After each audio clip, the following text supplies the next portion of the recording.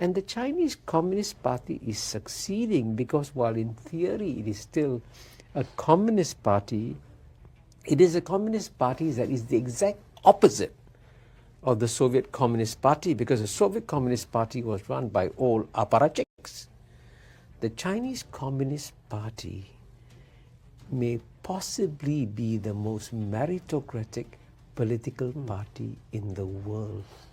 And the selection process results in the best minds running China today. You met some of them. Experienced. You know Yes. Wang Qishan. You know how brilliant these people are.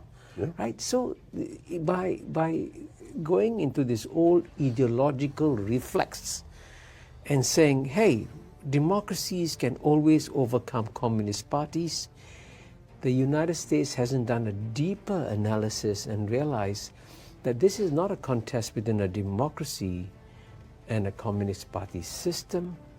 It's a contest between a plutocracy and a meritocracy. You talked about it being a party of representation, how that is maintained, whether that is stable.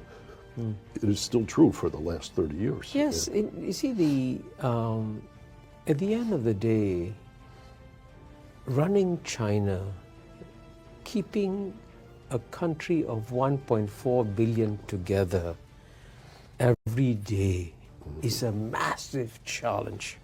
Which is why for most of Chinese history, China has more often been divided than united. So the periods like what China has experienced the last 30 years with the strong central government delivering phenomenal improvement in living standards to its people is very rare in Chinese history. Yes. And so if you compare the record in governance of the Chinese Communist Party, especially after Deng Xiaoping launched his 4 modernizations 40 years ago in 1979, it's quite amazing what China has accomplished. And the Chinese must always measure the record of their governance, not against what other countries have achieved, but what has been achieved in Chinese history. And no Chinese government ever in Chinese history has improved the living standards of the Chinese people as much as the Chinese Communist Party has. And you're right, I called it the Chinese Civilization Party, because the main goal of the Chinese Communist Party is not to promote or to export communist ideology. The main goal of the Chinese Communist Party is to revive Chinese civilization and bring it back to the standing and respect that it used to enjoy in the world for over 2,000 years. And the key driving force in the Chinese mind, which I think every American should be aware of, is that the Chinese are acutely aware that they went through something like maybe 150 years of national humiliation, starting from the Opium War of 1842, probably, going up to the Japanese occupation and so on and so forth. Yes.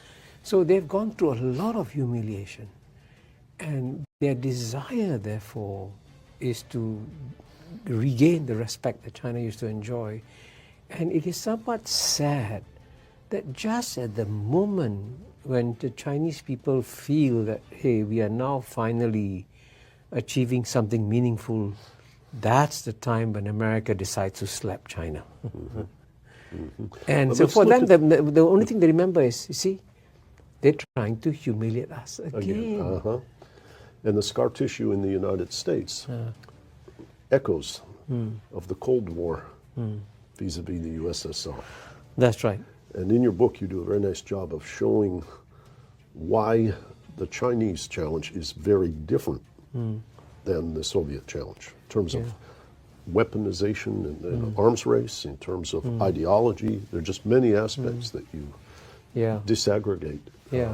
Well, I think, We are sorry to interrupt you. Before we move on to his next point about how the United States can be bankrupt like the U.S.S.R. We noticed that 98% of you are returning viewers who have not subscribed. If you've enjoyed our content, subscribing would mean the world to us. It's a small click for you, but it makes a huge difference for us. Thank you for your support. The reason why I encourage Americans to think deeper is that if they look very carefully at the track record of what China is doing and what the Soviet Union is doing, right? It is actually quite shocking that in the geopolitical contest today between China and United States, instead of China behaving like the Soviet Union, it is the United States that's behaving like the Soviet Union. Because I explain in the book in one chapter, I ask, can America make U-turns? So for example, the contest between the United States and China will not take place in the military sphere. It will be in a nuclear war between the United States and China. There will not be a winner and a loser, there will be a loser and loser. So logically, it should be in the interest of the United States, therefore, to reduce its defense budget and take the money and invest in R&D, because that's where the real contest is. But the United States cannot reduce its defense budget, because no matter how brilliant a defense secretary you have, whether it's Ash Carter or General Mattis, because the process of deciding where to spend money is locked in by the U.S. Congress, and allocations are made to each constituency by the congressman, and therefore the defense budget is large, irrational, and unnecessary. And if the United States was serious about taking on China, it should cut its defense budget into half, but that's impossible. And in that, so it's like the old Soviet Union that also couldn't cut its defense budget into half. Strangled itself. Yeah. So in that sense, the United States hasn't thought very hard and very deep about how different this contest with China is. Whereas by contrast, the Chinese are quite happy. They're growing their defense budget, but at a fixed percentage of their GNP and not increasing it. And the Chinese are very happy that America has 13 aircraft carrier fleets, because each aircraft carrier fleet is draining millions of dollars away from the US Treasury every day. And paradoxically, in military terms, an aircraft carrier today is a sitting duck. And as an American professor, Tim Colton of Harvard told me, it just takes a $100,000 hypersonic missile to bring down a $1 billion aircraft carrier. So it doesn't make sense anymore. So clearly you need to have a fundamental strategic reboot in American thinking. And in that sense, I'm trying to be helpful to America and say, think very hard about what are the big changes you need to make. One of the things that haunt people who are talking about, quote, new economic thinking and technology is the interface between this rivalry between the U.S. and China, digital commerce platforms, and cybersecurity. And the story goes, these are my friends at MIT again talking, that if you set up a digital platform, it aggregates a lot of information. Hackers are able to use virtual private networks and disguise their identity and their whereabouts. So a hacker can be in Saskatchewan in Canada, hypothetically, pretend to be New York attacking Shanghai, or be in Armenia pretending to be Beijing attacking Washington, D.C. That's right. I've talked to leaders in both countries, very high leaders.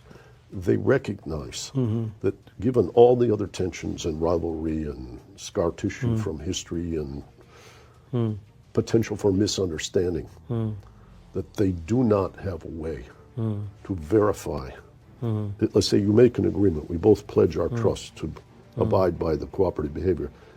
With the success in the presence of disguised hackers, you can't verify whether that's the case. And people are struggling now to try to figure out how to overcome this, because if you balkanize the internet and the trading systems, you're accelerating that polarization into competing systems.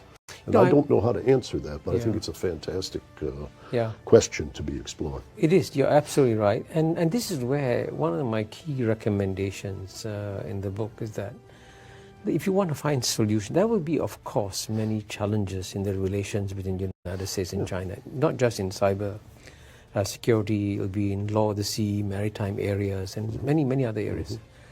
The best solution is to look for multilateral solutions.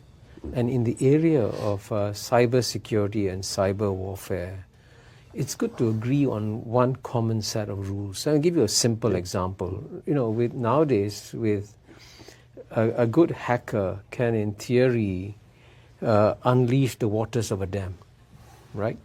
And then can you imagine the thousands of people who will die when the dams suddenly burst, right? So why not agree on one set of multilateral set of rules? At least agree on the rules first. Of course, implementing it, you're right, will be a challenge, but agree. We will never attack a dam. We will never attack a hospital. Yes. We will never paralyze the electricity of a city. We will never sort of thing. So you have at least common sets of areas where you agree, right? And of course, frankly, it will make perfect sense for an American military to hack into a Chinese destroyer. Of course, that's fair game, right? And then vice versa too. So that's fair game. But let's make sure you carve out areas and we say, in these areas you don't do anything. But of course, the interesting exception to all this, and as you know, since you're a monetary person, I point out that the real Achilles heel of the United States is the fact that the US dollar is the global reserve currency. And that, as you know, as the French then Finance Minister Valéry Giscard said, is an exorbitant privilege. It enables Americans to live beyond their means. So it's in America's national interest to preserve the US dollar as the global reserve currency. But by weaponizing it, the United States has created incentives for countries to move away from the US dollar. And it is conceivable for China to use blockchain technology to create not necessarily a new monetary system, but just a platform that enables countries to trade with each other without having to use the US dollar. Yes. And the minute the US dollar is no longer the dominant currency in global trade, it can still, of course, remain strong in the financial spheres. But once the critical part of the system, where it's no longer essential for global trade, disappears, the US dollar becomes vulnerable. And if it is no longer a global reserve currency, then American standards of living will go down. And that's another example of where it is in the interest of the United States and China to work together. What do you guys think? Do you guys think that the West is foolish to think that communist will die on its own? Please leave your comment below. We would love to hear from you. Thank you for making it this far. If you like this video, you might want to share it with a like-minded friend. Thank you, and as always, stay blessed.